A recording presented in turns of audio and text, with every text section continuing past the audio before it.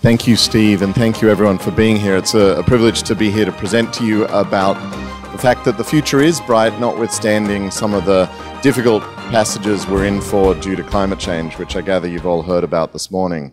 So I really want to present to you the solution side of our energy crisis, which is what has been driving climate change and air quality issues and corruption and poverty in many places through the false prosperity of fossil fuels, and how we can solve many of those problems by engaging in the transition to solar power, which is something that I'm very passionate about, clearly very involved with. Everything in my bio just then sounded like an ad for a solar company, and in some ways that is what I do, and I'm happy to present to you why I'm confident it's going to make the future better as we make this transition. Just a little bit more about me, as was said in the introduction. I've come out of a career of activism, fighting against bad stuff that creates climate change and problems from excavation of fossil fuels in the mines and oil fields of the world through to the burning of those fuels with the pollution they create and the waste generation and problems that are caused by our energy system of the 20th century. Turned into an entrepreneur to start a solar company after seeing the opportunity, and have had some success with that, with a bunch of companies backing businesses, and now managing a fund for the state of California and building incubators and accelerators to support other startups in other markets around the world. The photo here is one of the first roofs I was involved with in Sydney, Australia, where I grew up, on the Sydney Theatre Company, working with Kate Blanchett and her husband Andrew Upton at the time to build what was then the largest commercial solar roof in Australia around 2006. This photo was taken. It was a real struggle to get it done. Now it's a tiny drop in the bucket. Australia has 2 million solar roofs in a country of about 20 million people. That was one of the first 1,000. That country is one of the leaders in decentralization, or the distributed architecture, which solar portends, and which I'll talk to you more about as we change the electricity system that was built here in New York, actually, around a central station model, really pioneered by Samuel Insull, the partner of Edison, the business manager for that giant corporation, in a sort of Faustian deal with the cities and states of America, where they agreed to keep the lights on streets in the cities in return for putting the polluting coal-fired power plants out of sight and out of mind in the suburbs of America and around further away, so that we ended up building what we call a central station model of the grid, a hub and spoke from big power plants, shifting electricity into market, rather than where we're going to go in the future, which is a decentralized power system where the power will be produced as close to the use as possible through solar, because every bit of copper between the power supply and the power demand is a cost that we don't need. But that's the transition I've taken personally, now building out this network of incubators and accelerators called the new Energy Nexus, which again I'll come back to, which has been a great joy, sharing the opportunity to create companies, to create wealth, to put new people, women and minorities and others into leadership in this transition, to employ thousands of people in a growing industry. As you might have heard last night in the town hall, that the new presidential candidate from the Democratic Party, Kamala Harris, said the 2 jobs most predicted by the Bureau of Labor Statistics of the United States over the next half century in America are wind energy technician and solar module installer. Those are the 2 fastest growing job segments in the United States of America this century. It's something I wrote about at length in 2012, and this book, The Rooftop Revolution, which is available here if you're interested in it, or online. There's also short versions of it, which are also available. And I just wanted to sort of read to you the description then that I kind of predicted, which I think is largely coming true, that this change from dirty energy dependency to a portfolio of clean, distributed energy solutions is called the solar ascent, because solar will become the primary source of power.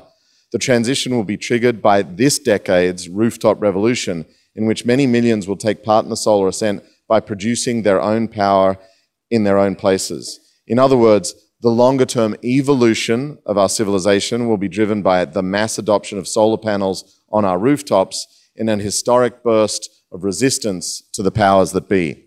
That's what that book was about in 2012. To be honest, I think it's a bit out of date, and I underestimated how rapid and far-reaching this change would be. But the fact of the matter is the solar ascent is happening now in a way that I won't try to bore you with in numbers, and rather over the next hour I'm going to tell you the stories of some rooftop revolutionaries that are driving this transition and tell you about the change. But it's important to understand how far-reaching that change is. I mean, this is just a curve graph up and to the right, which is what we investors love to see everywhere and in all things. But these numbers are from Bloomberg New Energy Finance, a company out of here in New York. As you know, Mayor Bloomberg's business has been predicting market growth and selling analytics. And one of his most successful portfolio businesses is this BNEF, Bloomberg New Energy Finance. And they annually forecast growth in the solar market. They have been historically wrong every year, and they will admit that, in that they've underestimated how fast this market will grow, both wind and solar, but particularly the rate of photovoltaic uptake in the world. And just by the numbers, their New Energy Outlook came out last week and predicts that this year on Earth, there'll be 127 gigawatts of photovoltaic solar plants built on Earth, rooftop and utility scale. 127 gigawatts is probably a meaningless number to you. I'm sorry to use it even.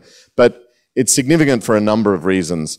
One of which is that there's very few power systems or systems of generating electricity that can be built over 100 gigawatts per annum in the course of a year. Basically, these things are designed, contracted, and built in a year or two at the current rate of adoption, which is something you can't do with a nuke. You know, like even if you wanted to talk about nuclear power going forward into the future, 1 gigawatt power plants take about a dozen years to build if they can at all be built. And the recent history in the West, in the United States, in Georgia, in Europe, in Wales just last week, is that 1 gigawatt and above nuclear power plants don't get built on time or on budget and are basically being cancelled, because all the while these things are being built at scale in a time frame that beats anything else. Another reason to note this year's projections for solar adoption by the Bloomberg New Energy Finance folk is that they're saying of those 127 gigawatts, the bulk will be in 3 countries, just over 50 gigawatts in China, India, and the United States. Now that kind of makes sense. The 3 largest economies, the very large populations, you know, 2.5 billion people or more, they will adopt the bulk, the lion's share of that photovoltaic adoption. But the other side of that coin is that over 50 gigawatts of power systems will be built in a dozen more countries. There are at least 12 which will build a gigawatt or more. Again, to go back to the fact that we can build solar faster, cheaper, and better all around the world now, we can do that in Indonesia, in the Philippines, in Nigeria, and many other markets that historically haven't been able to muster the capacity to grow electricity potential in a year at the scale of a gigawatt or more for decades because of the costs of doing business the old way. So there's a lot of good news in the fact that the solar ascent is indeed happening and coming to a town or a city near you. As I wrote in the Rooftop Revolution, people in their place are putting up solar, and that's rapidly changing the whole dynamic of the energy industry. And again, I apologize for boring people about economics, but there's one important thing you got to take away to understand this, and it's that for every doubling of the volume of this technology, there has been a 20% reduction in the cost of it. Just remember that. It's very similar to these things which I'm holding in my hand. You've all lived this experience. The cell phone is really the embodiment of Moore's law, in my view. The rather remarkable insight that as we doubled the power of semiconductors, microchips, we lowered the cost of computing power. So much so that we now build microchips that mean that this cell phone, actually 2 or 3 generations before this cell phone, had more microprocessing power, which is sort of a measure of computing capacity, than NASA had when we put a human on the moon. You know, computers now, this is like the supercomputer, this one that I'm holding in my hand a couple of generations later, which is more powerful from a computing processing point of view. Like, it can do more calculations per millisecond than the thing that beat Garry Kasparov, you know, Big Blue or whatever it was called. And that has been a function simply of economies of scale or the learning curve effect of industrial technologies. The more you make them, the cheaper they become. You and I have all benefited from this enormously, notwithstanding what I'm sure you'll hear about with electromagnetic radiation. But the access to computing power, the linkages to the internet, all of information through the World Wide Web are things you and I could probably agree we benefit from greatly. And it's been made available by the rapid reduction in the cost of computing. When computers were women sitting in rooms for the British Army doing calculations on abacuses and the like, they were more expensive and harder to run at scale. Then they became machines at the International Business Machine Corporation, IBM. Then they became microchips that we could stuff into personal laptops and computers, and now phones and glasses and shoes and God knows what else is now a supercomputer of some kind. Well, so too, photovoltaics are a silicon-based semiconductor. Just like the microchip, the more you make of them, the cheaper they become. Photovoltaics, I don't want to bore you with it, but basically if you think of a standard silicon semiconductor, you know, like an LED, you put power in and light comes out. The reverse is true of a photovoltaic cell in a solar panel. Light goes in, power comes out. It's pretty simple. Light falls on the machine, electricity comes out the back of it. And the more you make that machine, the lower cost that machine comes. And the numbers today in terms of producing electricity are lower per kilowatt hour, which is how we charge one another for electricity in the world, than any machine has ever been charged for electricity ever from any technology at any place in time. So, you know, going back to New York's proud history of helping start electricity with Edison and Westinghouse and Tesla and all those guys fighting over designs of machines and technologies and how to distribute and all that stuff, we are now serving electricity at lower cost than they were doing over 100 years ago then, from steam turbines and hydroelectric schemes up at Niagara and other things. We are now serving electricity from Mexico to Morocco, from America to Australia at 2 and 3 cents a kilowatt hour from solar panels. And that goes down, like I said up top, 20% in cost every time we double the volume of manufacturing on Earth. So if you look at this curve up and to the right, we're doubling it every 2 to 3 years right now. The naysayers out there will say, oh, solar, it's still small beer. It's not a big portion of the total electrons in the system. But the fact of the matter is they were saying that about 5 years ago, and since we've doubled twice from about 2%, we're now at about 8% of the power system in the wind and solar game. If you double 8% of the power available in the system globally to 16 and then 32, then you're at 64 and then you're done. So 4 or 5 doublings from now, we could be 100% of the power system in the world. And as I said, we're currently doubling our capacity every 2 to 3 years because we're doubling the volume of production almost annually in many of these technologies and dropping the cost 20%. So we're going from 2 and 3 cent per kilowatt hour power purchase agreements to 1 and 2 cent in the future and less than 1 cent per kilowatt hour electricity. One of the biggest problems for people like me that invest in this business is how to get ahead of that curve. When something becomes cheaper, what's the business? You know, like, where's the oxygen in the room? It's getting sucked out of it by the fact that you can produce electricity for almost nothing. Again, to go to the analogy with supercomputing, Wi-Fi. Do you remember when Wi-Fi came out? How expensive Wi-Fi was to get into your home, to bring a broadband in and build a Wi-Fi router or whatever it was called, or to have it in your office was a real treat, and to get online at your hotel cost you $52 for 5 minutes or whatever it was.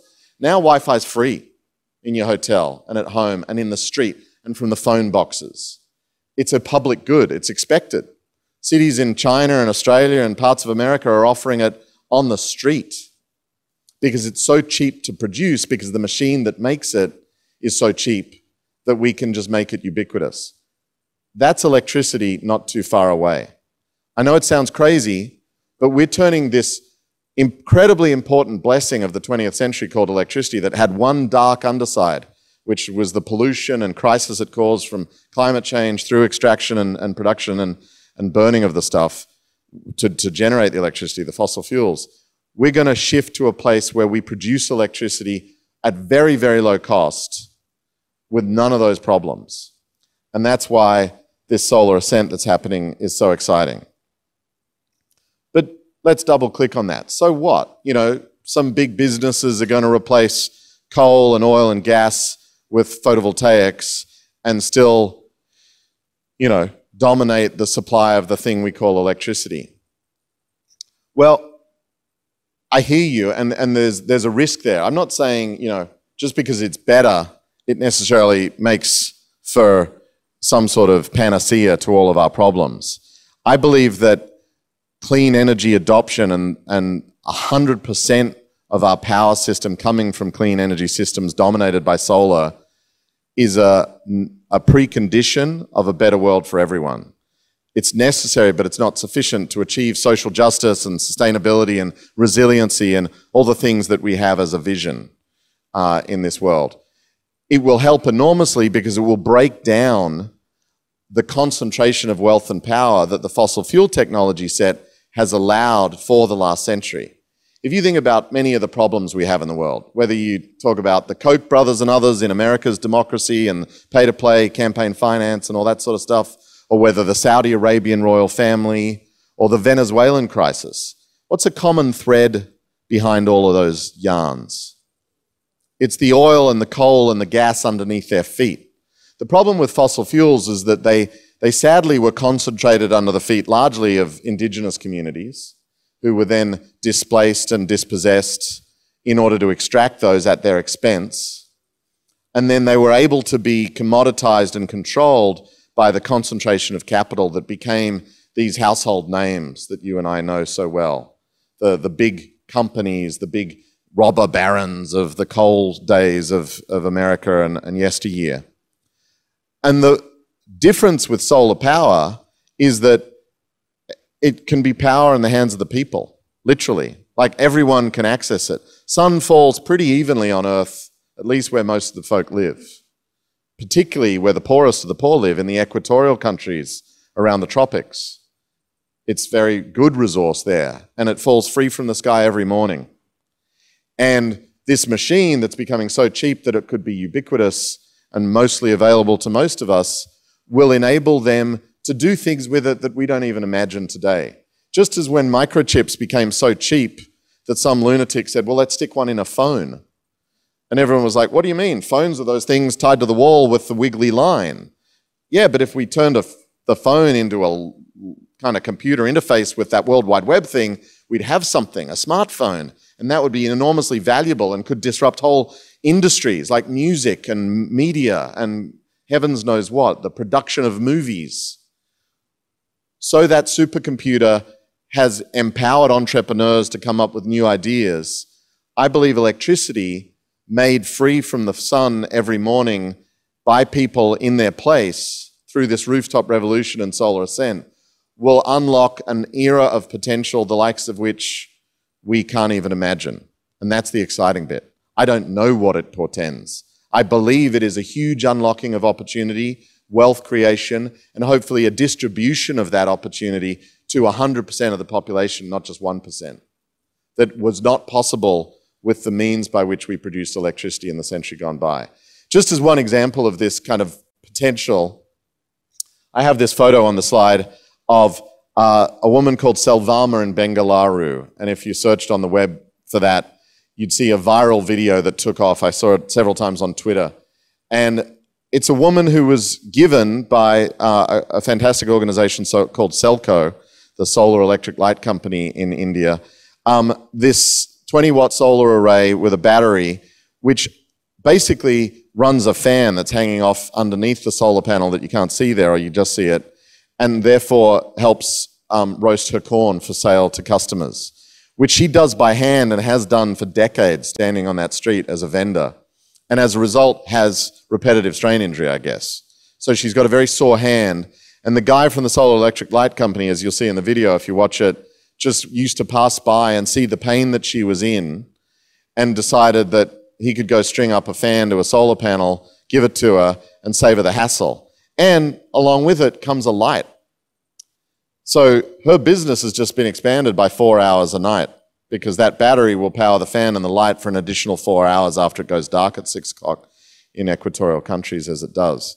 So she's just extended her operating hours, saved herself her repetitive strain injury, and probably has a more consistent airflow to roast the corn and a better product and happier customers as a result. That's the ingenious combination of things that I believe will unlock this magic. And you know, Arthur C. Clarke once said that a sufficiently advanced technology appears like magic at the time of its introduction. People don't understand it. If you've ever seen kids with a solar car, for example, you know, something that has a solar panel on the top and its wheels get turned by an electric engine, and you put your hand over the solar car and it stopped dead in its tracks because the light is cut from it, and then you take your hand away and it rolls forward again. It's like magic, right? There's this motive force in this thing. It's animated with this power from the sky, from the light. This magic is the genie we're unleashing today with solar power this decade, the mass adoption, that curve up and to the right. Think about City Bike. We're in New York. That bike sharing scheme that has transformed Manhattan, if not the boroughs.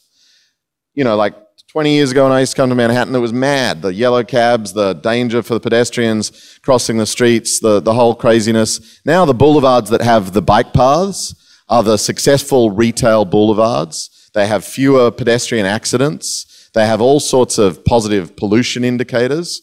And the City Bike scheme is one of the most utilized bike share programs in the world. Now, if you look at all those stations, which are where you go and get your bike and lock it up at the end of your bike ride around Manhattan, any city in the world that has one of these bike shares, the story is the same. That's a solar-powered system. If you think about the control unit, this credit card swipe, all that stuff, and the locking of the gates to control the bikes, that's a solar panel on top of that that powers that system. Because those stations are dropped off the back of a flatbed truck ready to roll. And if they weren't, and they were a construction project where they had to build that and dig into the sidewalk and into a main, a power plant line, and get a new meter with some tenant on that street and negotiate a deal, you can bet that the permitting on that would have meant we still wouldn't have those bike stations installed. In San Francisco, we installed GoBike, 240 stations in 2 months. If we had built those as standalone stations, dug into the concrete, connected to the power mains, not using solar power free from the sky, they would have taken years, no doubt. Would have been much more expensive, probably too expensive to actually do. How about Big Belly? Anyone know the Big Belly solar waste cans? Go to Times Square, go to Chicago, go to the Bay Area. They're a trash can with a solar panel on top of it. What? They've also got a GPS inside it, a computer, and a communication device, and a compactor. And they crush the trash in the can. And they call to get emptied when they're full. They're smart trash cans. Who thought you needed smart trash cans? Well, guess what? The city I'm in, I live in Oakland in California, saves tens of thousands of dollars a month using Big Belly trash cans, because there aren't guys driving around with trash trucks picking up empty cans. It's a just-in-time improvement of their efficiency, optimizing their routes. And the cans, by compacting the trash, make it possible to store more as well. The whole system is better and cheaper and saves you and I money because you can. But again, if we were connecting trash cans to the mains, forget about it, as we say here in New York. Cell phone technology. As good as the service is in most countries around the world, it's because of solar power, in part serving the repeater stations. There's many, many other examples of this that you probably haven't thought of, but so far in the 21st century, we've begun adopting and adapting this power source which can be put at the point of use to unleash new opportunities in a way that is truly remarkable. And I want to tell you about some more champions of this change. I'm going to go through 6 yarns about this, and some of them I got photos for, and these 3 folk that I've worked with closely, I can't use images because I couldn't find any that weren't copyright protected for purposes of posting this later with real truth. But my first example of out-of-the-box thinking for how this will disrupt, and we use the word disruption in Silicon Valley a bit lightly, and I apologize for that, but will truly disrupt a segment because of the potential of solar power is my friend Richard Jenkins. Now, Richard is a bit of a lunatic, actually. He's an Australian Englishman living in the Bay Area who holds, I believe, the land yacht speed record. If you know those crazy boats on wheels that race across the salt pans of America and elsewhere, he's the guy that's gone faster than any human ever on one of those things. Basically, a crazy sailor, knows how to make boats go fast. Ended up in the Bay Area for the America's Cup as a shipwright, effectively, making yachts for Larry Ellison, the Oracle team, and another, I believe, helping them design and build the hulls for those super fast America's Cup yachts, if you follow that sport. Got really good at designing the hulls of vessels and vessels in all. Had a concern about climate change, which I'm sure many of you share. Decided to apply his genius to that problem. And part of the problem with climate change, as you probably know, is that we're heating and acidifying the oceans and changing them dramatically. And they're a regulator of temperature on Earth and most of our weather systems and geologic systems, the whole Gaian loop. And we don't understand the ocean. We know more about the bottom of more about the surface of the moon than the bottom of the ocean. Partly because it's really big and scary and hostile, and it's really expensive to send research vessels out into it. You know, NOAA, the National Oceanographic Administration, and others do that, but it costs lots of money. I used to run a big Greenpeace operation, and we had ships out at sea, and you know, going to the Southern Ocean was taking your life in your hands and a couple $100,000 a week of cost. Rich has invented something called the sail drone. Look it up on the web. It's a wonderful technology that looks like a small boat, a yacht. It's about 16 foot long with a 16-foot wedge. It's kind of solid. It's made of carbon fiber and composite materials, and it's plastered with photovoltaics. The wedge, or the wing, which is how it moves through the water like a sail, is all covered in PV, and the hull itself is covered in photovoltaics. And they power all sorts of sensors on board and a bunch of telecommunication capacity, so it can be satellite connected at any time. This sail drone can go to any point on the map under wind and solar power with no engine, no fuel, none of that. It's a sail drone, and it can go anywhere on Earth, and if you want it to, it can go round and round in a 20-foot circle on the ocean. And it can take bathyscape readings, it can take all sorts of weather data, it can analyze the chemistry of the surface layer of the ocean, it can take images of fish stocks, it can map the undersea floor, it can do all the things that a big ship at hundreds of thousands of dollars a week with several dozens of humans on board would do, but it's a 16-foot sail drone. And it costs a number which is not disclosed, and I won't say it here, but is really cheap. They're putting out about one of them a week. They need 10,000 of them to have a grid of them across the globe that would give us an insight into the ocean and its health and the weather and all the things that are driven by the ocean that we haven't even imagined as a scientific basis for determining policy, for thinking about the future, for managing fish stocks, for seeing how the weather is changing, to see how the qualities of the ocean are changing. And it's because of solar power, honestly, that change is possible. The photovoltaics on the hull and the wedge of that sail drone enable the telecommunications and the sensors and all the rest of the operation of the sail drone. So that's Richard Jenkins, saildrone.com. Enjoy. Ugwem Aneo is a friend of mine who is an amazing entrepreneur that we just awarded the California Climate Cup to at last year's Global Climate Action Summit. Again, a lot of the inspiration and motivation for these champions of change that I'm highlighting to you today is because of a common concern we all feel around climate change. But you know, the optimism of action is so much greater than the pessimism of the intellect. Young people these days, when they get told these facts about how the climate's changing, their instinct is to go and do something. And what a lot of them can do is start a business. And Ugwem has done that with a partner out of MIT, the Boston-based college up here on the East Coast, which is a bit of a game changer in my view around the under-the-grid populations, we call them in the electricity business, of Africa and Asia. So, you know, in many parts of the world, even here in America, sadly, there are still people without electricity. In fact, just a little bit of a backstory, there's actually more people on Earth today without electricity than there were when Edison was alive, back in the days when you were pioneering electricity here in New York State, because the population growth has been so great. So there's about 1 billion people on Earth today don't enjoy electricity, which we take for granted, right? Whether it's full service or not. Then there's another several hundreds of millions who have sort of grid off, we call it, not off grid, but you know, power that may last 6 hours a day, but very expensive, browns out. They may have an uninterruptible power system to back up, like a diesel generator or something. And many of those are literally living in places where there is a grid, but they're just not tapped into it. Again, that happens in America, and we'll talk about that later on the Navajo reservation all the time.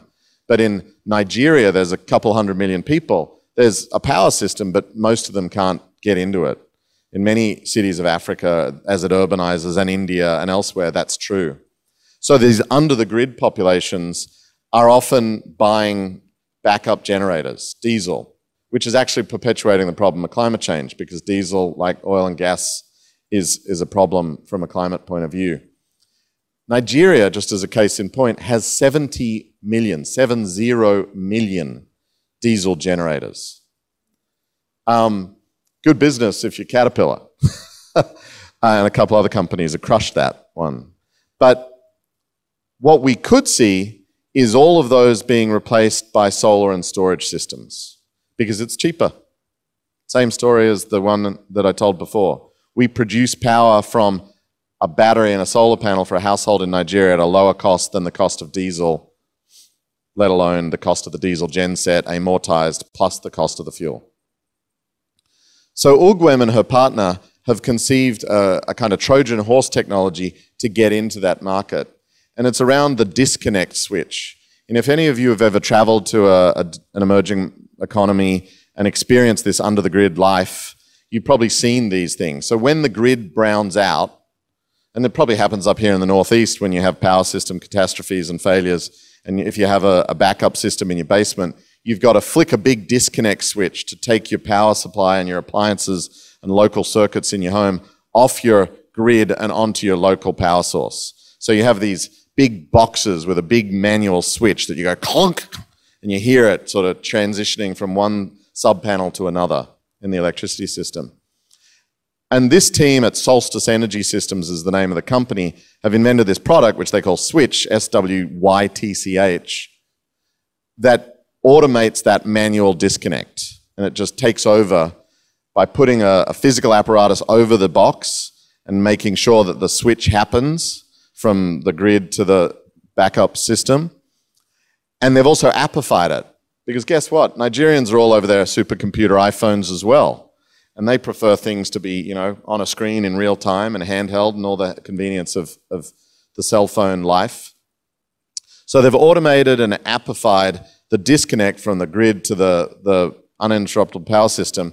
And they're installing those in businesses and homes around Nigeria as their first beachhead market, and helping hundreds and thousands, hopefully tens of thousands of families make that transition simpler. And it comes from a moment of entrepreneurial insight, which is kind of a classic aha story for an entrepreneur, which is that Ugwem grew up in Nigeria. And as a middle-class teenager, this happened to her all the time.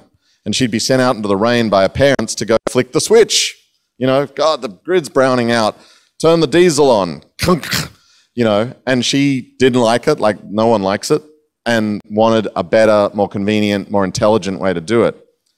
But the switch, this technology they've invented, gives data insights that we don't have of those 70 million diesel gensets and their users.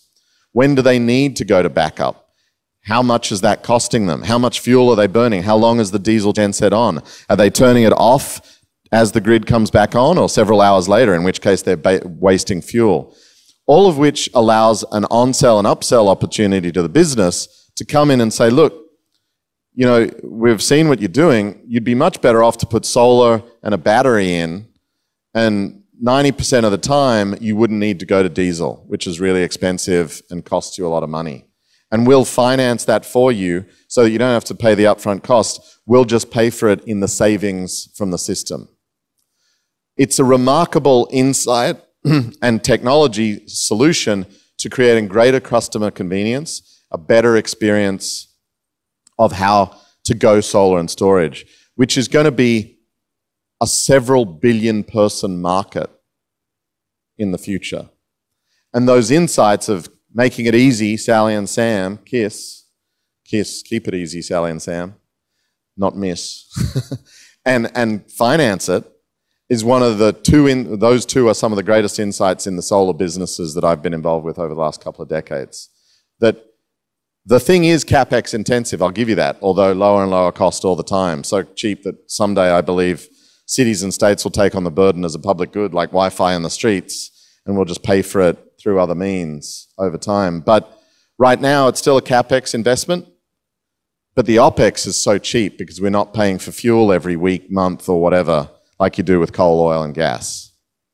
And so that's a great example of the disruption. And Rubium, my other champion of change that I don't have a photo of to tell you the story of, is a similar example of that insight. She's actually a partner of mine from Sungevity days and runs Sungevity in the Netherlands, which is, I believe in Europe now, the largest rooftop solar company in Europe. And Rubium is a radical rooftop revolutionary, committed to the cause personally. If you look up her TED talk recently about the rooftop revolution in schools in the Netherlands, you'll understand this one. And it's another insight into how solar is being sold and spread to the masses and some of the keys to that, but also the passion that goes with these businesses. In her case, an insight that schools are a center of the community in all countries and places, and that we need schools to go solar because A, we can save the schools money on their operating costs, and so they can spend more of their budget on books and computers and things for the kids. And B, by getting the kids to see the benefits of solar power, that it's clean energy, straight from the sky, saves the school money, all the benefits, they can go home and tell their parents about it. The pester power of children to spread the good news of a solution like this. And Ruby has been pioneering school systems in the Netherlands, and just this last few months has been happy to be involved in announcing a €100 million fund to finance all the schools in the Netherlands going solar. I can't remember how many there are. I think there's 6,000, and the number to date that have gone solar is about 1,000. So they're going to get to the rest with this fund from the state, which has realized the benefits. Putting some money up front, I'm not sure what exact structure it's in, but a loan of some kind that allows them to pay for the costs of installing solar on up top, and then all the schools in the Netherlands will go solar, pay back the cost of the installations through the savings on the electricity bill over time, use it to educate the kids about science and energy and climate and important topics, and recoup the public expense while saving the schools money in the long haul, which is the sort of program and magic that solar allows through some creative financial engineering, political will, and smart entrepreneurs packaging those possibilities into something better. which makes the future bright for those kids in the Netherlands.